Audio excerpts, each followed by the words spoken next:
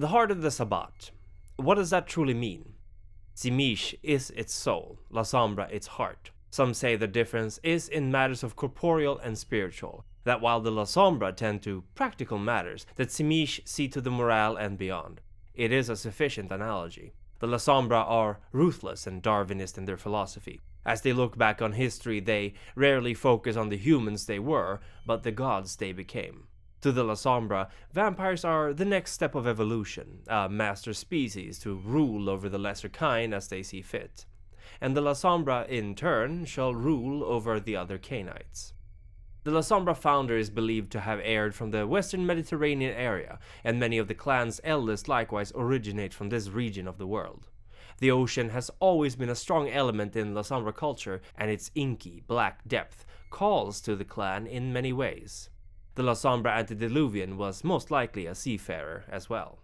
The Sea People, a purported seafaring confederation known to have raided both ancient Egypt and the eastern parts of the Mediterranean region for hundreds of years, were supposedly worshippers of the Lasombra Antediluvian, referred to as Lasombra at the time.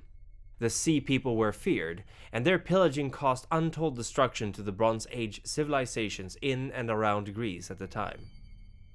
As the volcano on the island of Thera erupted in 1627 BC, the Lasombra brood set out to other corners of the world to seek better fortunes there. The ash-covered sky made for ideal living conditions for the vampires of the shadows, but it actively worsened the lives of mortals, and thus they had to find sustenance somewhere else. Lasombra itself traveled far during this time, siring children in Africa and interior Asia, among them Montano, the strongest of the Lasombra anti-tribu. Piracy, or warfare between rival states, depending on how you look at it, continued in more or less the same vein for a long time in the Mediterranean, but as Alexander the Macedonian conquered and united the largest empire ever seen beneath him, there was little room for roaming pirates to loot and pillage as they were used to. Even after his death, his successors, the generals who each laid claim to parts of the land he had conquered, knew better than to tolerate raiders attacking their settlements. And when the Senate of Rome gave the general Pompey the mission to get rid of the pirates, he did so with gusto. Within a few months, he had effectively eradicated the last vestiges of the Sea People. During this time, the Maltese stronghold, an ancient fortress belonging to the Lasombra, was destroyed, and ever since the Black Citadel of Sicily would serve as the Lasombra's most frequent haven. Thus, with the end of that particular era of piracy, the Lasombra once more dispersed, exploring all corners of the old world, seeking out potential children and to further their own goals and ambitions.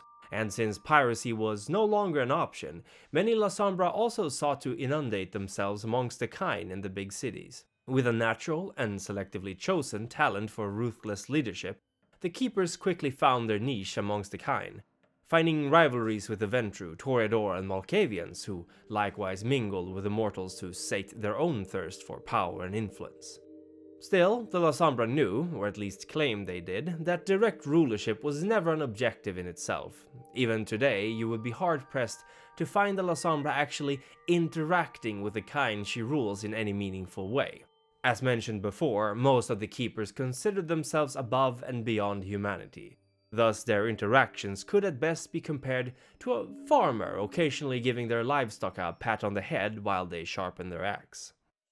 The paths of enlightenment, the Sabbat alternative codes of morality, are also said to have been, at least partially, inspired by the Lasombra code of ethics, which is known to have existed, in writing, at least from the era of the beginning of Christianity.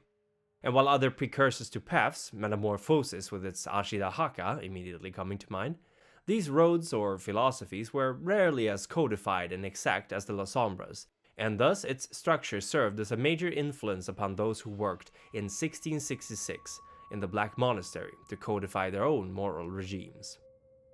Gratiano de Veronese, his embrace and subsequent betrayal of the Lasombra Antediluvian, is a well-known story by now, but it bears repeating that there are still many questions left unanswered. How could the Antediluvian, a master strategist, so blindly fall into the trap of its youngest child? Was Gratiano supported by someone else, another Antediluvian? Was it a suicide with De Veronese merely the instrument with which it took its life? Did the Antediluvian truly die, or did it, like many believe about Tzimisce, survive in some other, less human form? Two factors were crucial in the events that followed: the Courts of Blood and the Amici Nocti, or Friends of the Night. Instituted by Lasombra itself, the Courts of Blood was a way to control and temper the desire between Lasombra clan members to prey on each other. With their cutthroat Darwinian nature, the keepers often had trouble cooperating or burying old grievances, and the courts were instituted as a means to provide justice in a most basic sense. A council of friends of the night who would hear the grievance, look at the evidence presented, and pass judgment. Naturally, far from every case put forth to this court ends with a verdict of destruction. In fact, over half of the cases are dismissed outright, at some loss of honor for the plaintiff, and sometimes a lesser punishment is deemed appropriate, such as destruction or appropriation of some of the accused's property. If they do end up deciding in favor of the plaintiff, the Lasombra has a limited amount of time and tries, depending on the verdict, to conduct the destruction, and witnessed by a court-nominated Lasombra. Should they fail to destroy the accused, the verdict will no longer be in effect. In theory, the courts are supposed to be anonymous, a sort of voice of tradition, abstracted from the myriad voices of individual Lasombra. While the trials are conducted in absolute darkness, any Lasombra who can perceive through it is allowed to do so, but to act upon their knowledge outside of the courts, to acknowledge that another Lasombra sat on their case, it would mean final death, almost guaranteed. The Amici Nocti are secretive about their true identities, and for good reason, as the blood courts are still a controversial topic to the rest of the Sabbat.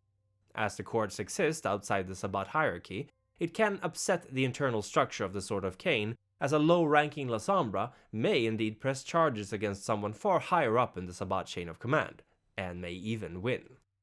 But who are the Amici Nocti? The Friends of the Night are composed of certain elders and highly talented younger Lasombra who have been hand-picked to become members of the group. They are the Vox Lasombra, ostensibly formed to objectively and without bias guide the clan through dangerous times and protect its interests. Of course, as with any other exclusive political body, most members of the Amici Nocti are fully aware of what their own idea of the clan's interest is, and so pursue those goals. To join the Amici Nocti, one must be invited. If one fails the test to evaluate one's worth, there will never be a second invitation. Once you are a member, however, even if you are anti-tribu, you are welcome to participate in gatherings and courts. While relatively clandestine in their operations, enough Lasombra are friends to the point where most canines of the clan who have cut their baby fangs, so to speak, would know one or two members at least. When Gratiano had slain his sire, Lasombra, he publicly declared before the Amici Nocti that he intended to reforge the clan into something greater than it had been, and dare them to condemn him for it. They did not. In fact, a significant number of the friends joined the Veronese in his ambitions, while the others chose merely to observe. Gratiano in turn denounced the role of Antediluvian, claiming that no one should pick up the throne after this, and that each clan member should be free to pursue their own goals and ambitions. Montano, Lasombra's oldest child, despised both Gratiano and what he had unleashed upon the clan of the night, and he, along with a few other supporters of his, became the first Lasombra anti-tribu. Even before Gratiano's coup, Montano had realized that his brother had planned something, but the Antediluvian did not listen to his oldest child's warnings. Montano had been sympathetic to the anarch cause initially, but his views were permanently soured when he witnessed what the Veronese brought upon the founder and eldest of his clan. Montano ended up joining the Camarilla, at least nominally, and his disappointment in what the main body of the clan has become has not since faltered in intensity. He does not remember the events of his sire's diablerie clearly, and believes that perhaps his memories have been tampered with, something that can only be done by one of his peers, or the Antediluvian itself. The Primogen Council gives its eternal gratitude to Maximilian S. Hardcastle, whose wisdom and experience helped guide our council's decisions in these long nights, and best wishes to the elders Dante the Canine and What's That Smell? It's Blood for their loyalty and service to its cause. It would also wish to thank the Ancillae Edward Reed, Colin Gifford, and Harry Wyckoff, as well as its ardent neonates for their continued support. And thank you for watching. Now be careful out there, for Gehenna may soon be upon us.